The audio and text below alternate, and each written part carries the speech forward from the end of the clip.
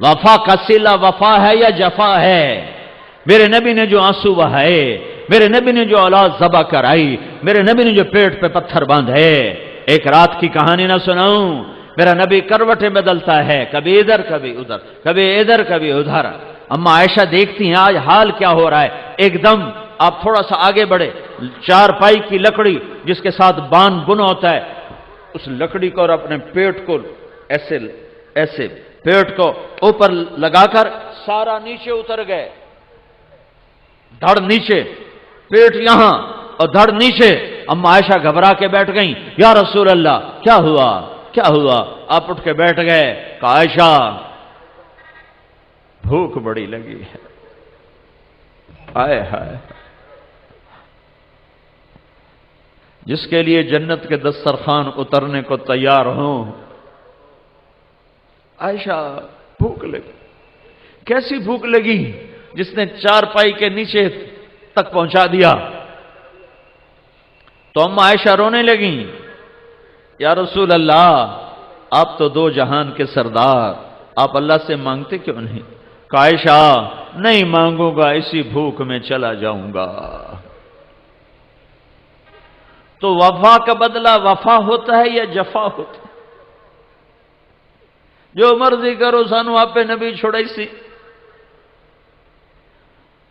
یہ وفا ہے یا جفا ہے؟ کیا میں کتے سے بھی نیچے چلا جاؤں؟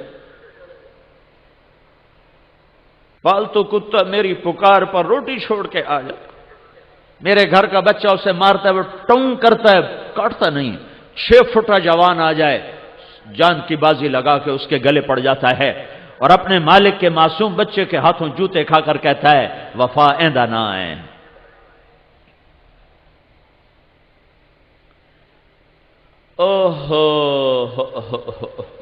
ایک چھوٹی سی کتیا ہمارے گھر میں آ گئی، میں بھی نہیں ہوتا، میرا بھائی بھی نہیں ہوتا، ہم تو مسافروں کی طرح ہیں، اب تو کوئی بھی نہیں ہوتا، والد بھی فوت ہو گئے، والدہ بھی فوت ہو گئی۔ تو میری ماں نے نوکر سے کہا اس کو روٹی ڈال دے۔ وہ ایسی عادی ہوئی کہ ہمارے گھر کی وہ پکی ہو گئی۔ پھر میری ماں بھی فوت ہو گئی، اس کو روٹی ڈالنے والا کوئی نہ رہا، اس نے ہمارا گھر نہ چھوڑا، وہیں بھوکی پڑ پڑ کے مر گئی۔ تم عارف والے کہتے ہو اللہ آپ پہ بشکس سانو نبی چھوڑائی سی، تو نبی تمہیں کتا پیش کرے گا، ایندے تمہیں ود گئے ہو، بھوکی مر گئی، ہمارا گھر نہیں چھوڑا، ہم تو ویسے نہیں ہوتے تھے، ماں کا بھی جنازہ اٹھ گیا، نوکرانوں کے ہی پرواہ، لیکن وہ میرے گھر کے دروازے پہ مر گئی، اور اعلان کر گئی کہ وفا اس کا نام ہے، اس کو کہتے ہیں عشق و محبت۔ تم اپنے نبی کے آنسو تو گنو، اس کے زخم تو دیکھو، طائف کا خون تمہیں بھول گیا ہے، جب 3 میل پتھر پڑ رہے تھے، کاش طائف کے پہاڑوں کی زباں ہوتی اور میں تمہیں لے کے چلتا اور ان سے پوچھتا بتاؤ یہاں کیا گزری میرے نبی پہ۔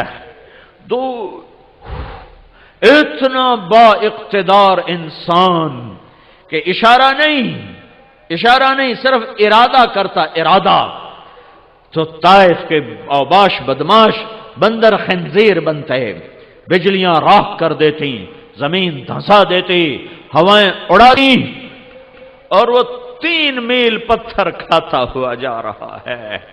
چشم تصور میں دیکھو تو صحیح، پتھر کھا کھا گرتے تھے، پھر اٹھتے تھے، پھر بھاگتے تھے، پھر گرتے تھے، اور ایک دشمن کے باغ میں پناہ لینے پر مجبور ہوئے۔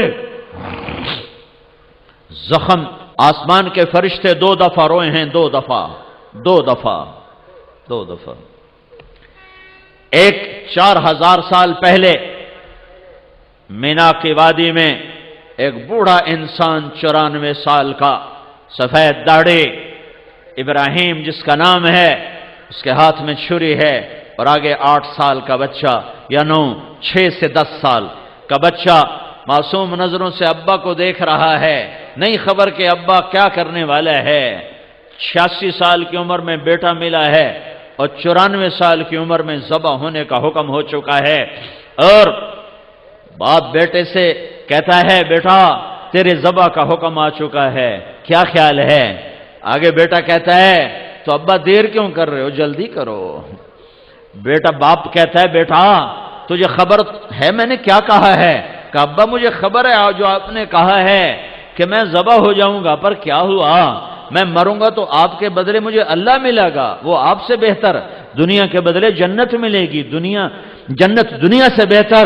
پھر ایک دم معصوم بچے کو ماں یاد آتی ہے، وہ کہتا ہے ہاں البتہ مجھے ماں کا غم ضرور ہے، جب اسے پتہ چلے گا تو اسے بڑا دکھ ہوگا۔ تو اب یہ معصوم بچہ اسکیم بناتا ہے، وہ کرتا اتارتا ہے اور کہتا ابا یہ کرتا اپنے پاس رکھو اور میری ماں کو جا کے دے دینا، اور مجھے اپنے کرتے میں کفن دے کر ادھر ہی دبا دینا، ادھر نہ لے جانا، ادھر میری ماں کو تکلیف ہوگی،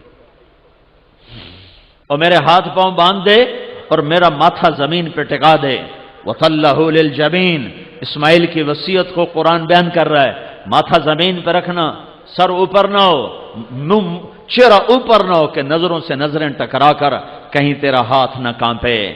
ہے 94 سال کا بڈھا تو مرغی نہیں ذبح کر سکتا، یہ بچے کے ہاتھ باندھ رہا ہے اور پاؤں باندھ رہا ہے، پھر اسے بکری کی طرح زمین پہ لٹایا، پھر گھٹنا اس کی کمر پہ رکھا اور اس کے سر کے بال پکڑ کے یوں اوپر اٹھائے اور چھری کو تولا اور سر کو اٹھایا اور اس کیفیت میں یوں آسمان کو دیکھا۔